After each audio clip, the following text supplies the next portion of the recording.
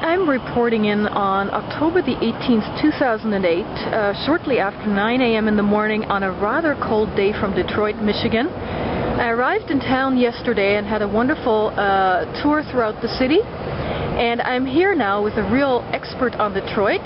Bob Goldsmith from Detroit Tour Connections is with me. We're going on an architecture tour, and right now the red building right here that we're looking at, red brick building. Which building is this? That's the David Stott building, which is from 1929. That's a 36-story skyscraper. Right here we have a building that stands empty at the moment, straight ahead.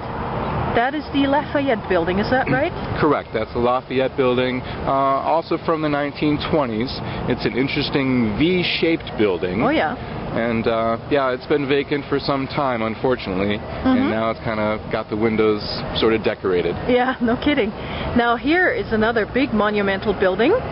That is the Federal Court building? Correct, and that's from the early 1930s, a Beaux-Art style building. Yes. And what's cool about it is that the base, the first two floors are solid, but then the rest of the building, it's really the four outer walls with an interior courtyard.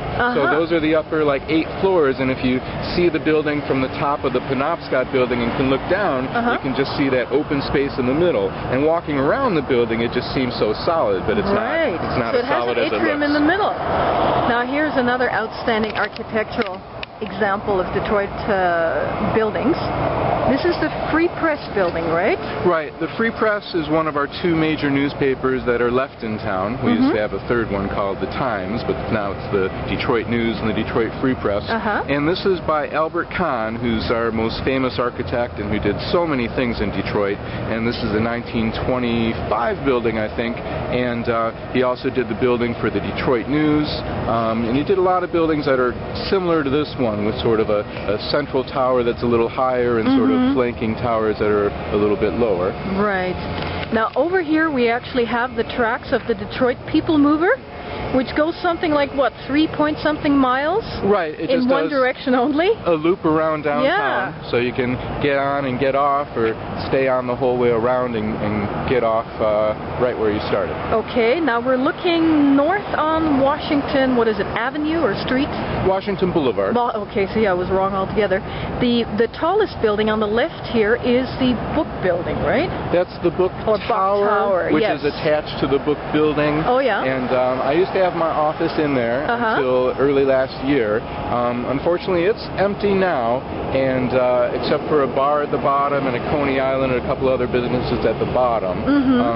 They are talking about making that into residential, possibly, like they're doing with some of our other tall buildings downtown.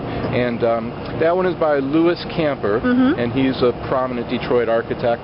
And it's 1926 for the tower, and it was our tallest building for a couple of years until the Penobscot Building was built in 28. Right, and I just wanted to take you over there a little bit to give you a better look at the former Book Cadillac Hotel, which is now the Westin Book Cadillac Hotel, which has just reopened and actually hasn't even officially had its opening gala yet.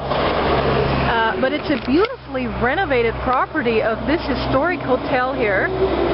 This is not the best view of it, but it has had a $180 million restoration. Let me show you the Detroit People Mover. It's going right around the corner here, going in one direction only. And Bob, you were telling me that they just recently changed the direction. After about 20 years of going in one way, it now goes the other way. Right. The People Mover started in 1987, and then just this past year they shut it down for 2 months to do some work on the tracks, and then when they restarted it, they had it going clockwise instead of counterclockwise. Okay, great.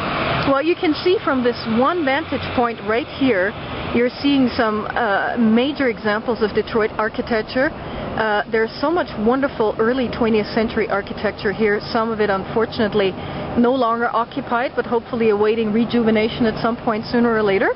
But thanks so much, Bob. We'll be moving on to our next destination. Good, thanks.